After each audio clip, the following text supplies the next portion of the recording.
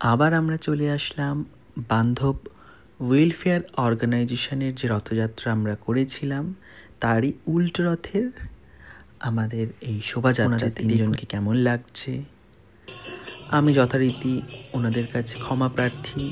আমি যদি কোনো ভুল করে থাকি তার জন্য প্রণাম করে নিচ্ছি, যে আজকের দিনটা যেন খুব ভালোভাবে ওনাদের সাথে ওনাদেরকে নিয়ে যেন পৌঁছতে পারি। আর দেখুন দাদারা কি সুন্দর খোল করতালের সাহায্যে প্রভুকে তাদের শ্রদ্ধাঞ্জলি জানাচ্ছে।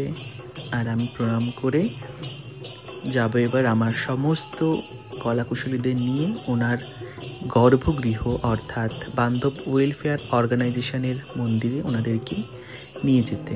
প্রণাম করে নিচ্ছি। একটু সাজটা ঠিক করে দেওয়ার পালা লাস্ট মোমেন্টে।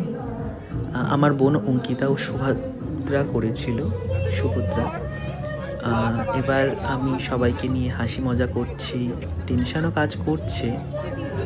এই যে কৃষ্ণকে সাজানোর পালা। হ্যাঁ, রাধারানী প্রিয়াঙ্কা সে কিন্তু কৃষ্ণকে সাজাবে। আর এখানে অনুসুয়াও কিন্তু ঠিক করে দিচ্ছে সবাইকে।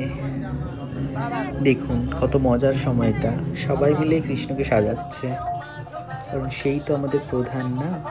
আর তার সাথে জগন্নাথ, সঞ্জীব, সুভদ্রা বোন, অভিজিৎ আমাদের বলরামের ভূমিকায় ছিল। আর একদম নৃত্যাঞ্জলির সাথে সাথে আমাদের শোভাযাত্রা শুরু হয়ে গেল। খুবই মজা লাগছিল যে একটা সপ্তাহ এত সুন্দর করে সবার সাথে মজা করে আনন্দে কাটালাম। প্রচণ্ড মজা করছিলাম সবাই মিলে, আমার মেয়েরাও ছিল দেখুন ভালো করে। আর একটা সুন্দর পরিবেশের সৃষ্টি হচ্ছিল, যেখানে রাধা গোবিন্দ রয়েছে, আমাদের 3 ভাই বোন তারা রয়েছে, আমরা আমাদের যোগিনীর মতো করে যোগিনী বেশ ধারণ করে আমরা নিয়ে যাচ্ছি তাদেরকে।